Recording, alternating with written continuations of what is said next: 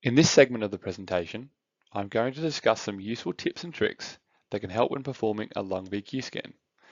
As you know, there are many ways you can perform a procedure, but I'm hoping to show you a few useful practices that can be used to improve either patient comfort and experience or improve scan quality. Conversely, I will show you a few practices to avoid that can result in a decrease to image quality. Additionally, certain clinical indications can make performing a lung VQ scan more challenging, but there are often ways to manage such patients in these circumstances. Let's have a look. The main themes of this presentation will be focused on these areas shown: booking VQ scans appropriately for certain clinical indications, how you can manipulate the administered activity and scan duration to more appropriately manage health and radiation risk burden, tricks for using the Technogas system and how to effectively perform the ventilation in tricky situations, how we can adapt our procedure in the setting of pregnancy, a presentation that is rather common in nuclear medicine departments, and how to best administer 99 MTC MAA, as well as what to avoid. The particulate nature of technetium MAA is stated by the FDA in America to be a contraindication in the setting of severe pulmonary artery hypertension. The issue being that in these patients, there is an increased risk of pulmonary vessels already being attenuated, as well as having fewer functioning vessels. In our hospital, we frequently receive requests for lung VQ scans in the setting of pulmonary hypertension workup. To ensure we are performing this test as safely as possible, we'll book these patients early in the morning, as close to the viral reconstitution as possible. By performing this procedure with newly reconstituted MAA, we are minimizing the particulate burden and therefore decreasing the risk of an adverse event. This next slide somewhat follows on from the sentiment of the previous, but the premise is consistent for all aspects of nuclear medicine imaging. When performing a lung VQ scan, we are balancing administered activity and scan times to ensure we achieve adequate image quality. In the setting of pulmonary arterial hypertension, to further reduce the number of particulates administered, we halve the administered activity of Technogas during the ventilation, and subsequently halve the administered technetium MAA, giving the patient only 100 megabecquerels. To compensate for the reduction in administered activity, we will scan for double the time, ensuring adequate image quality is preserved. This same process is utilized in the setting of lung VQ scanning for pregnant patients or patients immediately postpartum. The same method of halving the administered activity of Technogas for the ventilation and subsequently halving the administered technetium MAA is used to decrease the radiation burden to the baby. Similarly, this manipulation of the procedure is offset by increasing the scan time to ensure image quality. The Technogas machine is a user-dependent system, which means there is variability between each technologist who is administering the Technogas to the patient. Additionally, each patient is going to have different respiratory abilities depending on their age, clinical indication, or presenting condition. It can often be difficult to assess how well a patient is going to be able to breathe during the practice run, which can be a real issue, as we know it is very important that we do not overvent the patient. If we overvent the patient, it will be difficult to achieve the desired perfusion to ventilation ratio required for this procedure, meaning we may need to rebook the patient's perfusion aspect of the scan for the following day.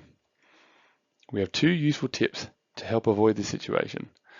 The first is to perform a test breath, meaning we only hold down the delivery button for one breath, then allow a clearing breath through the system. We will then monitor the count rate of the lungs to gauge how well the patient is taking in the Technogas and adjust our administration approach from there. This is particularly useful when performing half-dose procedures, as in the cases discussed on the previous slides. Secondly, also in the setting of half-dose patients, we load half of the usual activity of pertentate into the crucible to ensure the activity in the Technogas aerosol is lower, making it less likely that the patient will be overvented. Using these two methods together gives you greater control and confidence when performing the ventilation. This slide is another useful trick related to the Technogas system, and I understand that this may be dictated by your department's radiopharmacy or the supply of your radio tracer from external facilities, but regardless, it is a useful trick. When preparing the patentate to load into the crucible for aerosol preparation, ensure you are using a highly concentrated volume. The crucible has a finite volume that it can hold for each simmer. It used to be approximately 0.1 of a mil, but newer crucibles now hold 0.2 of a mil. If the volume of patentate is more than can fit in one crucible, it means you will need to perform additional simmers until the total volume is simmered. This can be very tedious, as each simmer takes approximately 6 minutes. When VQ scans are often booked in urgently at the end of the day, it can be particularly frustrating to have to simmer multiple times. I've added a little photo just to show a 0.1 of a mil simmer versus a 0.3, which would take 3 times the time. Occasionally, we have patients who find it difficult to breathe using the standard Technogas kit mouthpiece. For whatever reason, they struggle to effectively breathe the Technogas aerosol into their lungs using the standard mouthpiece. In these situations, we remove the standard mouthpiece and use a disposable anesthetic mask that attaches snugly around the Technogas breathing device. Once this is on, we instruct the patient to free breathe, in and out regularly, and control the delivery button as we usually would. With this method, it is important to allow multiple clearing breaths through the mask after you finish holding the delivery button to minimize aerosol contamination. When performing the imaging for a lung VQ scan, it is very important to ensure you are consistent with the patient positioning between the ventilation and perfusion components. If positioning is not aligned, this will make the processing and reporting more difficult, as the ability to compare potential mismatches between the scans will be made harder. A simple trick we use is to record the height and length of the camera bed when starting the ventilation scan. That way, if you bring the camera bed out for MAA administration, or if the patient needs to move in some manner, you can be as accurate as possible when repositioning for the perfusion scan. Consistency is key in lung VQs. As we know, or have established today, performing lung VQ scans for pregnant patients is a common occurrence, as patient pathways avoid CTPA due to the higher radiation burden. This is the case right up until the latter stages of pregnancy. Furthermore, our adaptive protocols to further decrease the radiation burden for pregnant patients means that the duration of time that the patient will be lying on the camera bed is increased. At the latter stages of pregnancy, it can be extremely uncomfortable and cause additional strain to a patient's breathing if they try to lie on their back for an extended period of time. In these situations, we are able to adapt our protocol by having the patient preferably lay with a wedge cushion under their right side so that the patient is slightly rotated to the left. This rotation allows for more efficient blood flow through the inferior vena cava, making for a more comfortable experience and a greater likelihood of being able to maintain still for the duration of the procedure. If this rotate position is not enough, we are able to perform the scan with the patient lying on their side. It is important to mention that we must have the patient lying on their backs for the ventilation and the MAA administration to ensure an even distribution, after which they can rotate into a more comfortable position. In some cases, where a patient is not pregnant, but are unwilling or unable to lie on their back for the duration of the scan, this rotational method can be used to allow us to perform the scan anyway. The next couple of slides will be discussing breastfeeding instructions to ensure that the baby or infant is protected from unnecessary radiation exposure. If we are performing a lung VQ scan for a patient who is currently breastfeeding, but the baby is over 4 years old, we adopt the RSAC guidelines for post-scan breastfeeding instructions. Prior to commencing the procedure, we will instruct the patient that we require them to interrupt their breastfeeding for 22 hours after the procedure is complete. Additionally, we would like them to discard the breast milk that has been excreted during this period. After the 22-hour interruption is finished, they may continue breastfeeding as normal. The table that is shown here is from the Notes for Guidance on the Clinical Administration of Radiopharmaceuticals and Use of Sealed Radioactive Sources, which has been created by RSAC. If you wish to view these yourself, you'll be able to find its whereabouts in my reference list at the end of this presentation. For these patients, we administer 200 megabecquerels, a full dose of MAA, which is in line with the 20 hours of interruption, also taking into account the Technogas that is administered. We often perform lung VQ scans for patients who have recently given birth. In this setting, the patient is highly likely to be an inpatient in the hospital, meaning we can work with the patient, even after the procedure is finished, to ensure that the nutrient-rich colostrum is appropriately managed from a radiation safety point of view and then safely given to the baby.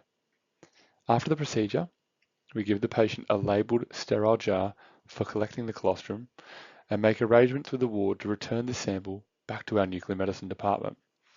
Our physicist will then measure and calculate when it is safe for the colostrum to be given to the baby.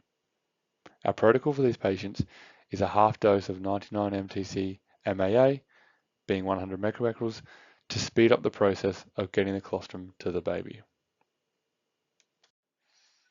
This next slide is going to seem repetitive, as it was shown in the previous presentation, but we just wanted to highlight the importance of agitating the technetium MAA particles before administration to ensure an even distribution.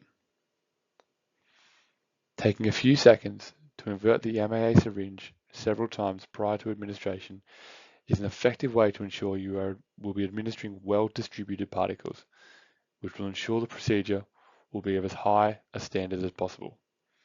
In addition to this, when drawing up the technetium MAA activity, make sure to also invert the MAA vial.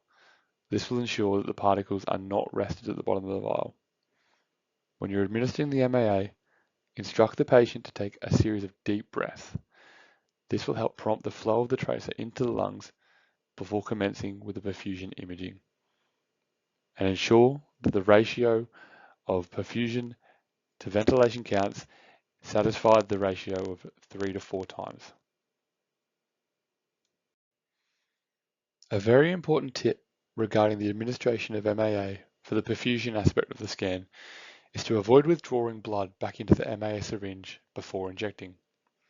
If this happens, it can create labelled clots, as seen in the image on this slide. These labelled clots appear as hotspots on the image, which consequently can cause a relative reduction to activity distribution in the lungs. Overall, this can degrade the quality of the image and hamper detection of perfusion defects. All we can recommend is always test the cannula with saline before attaching the MAA syringe. If you want to assess cannula patency by withdrawing a small amount of blood, do this with the saline flush only. I'm going to briefly describe krypton ventilation lung VQ scans.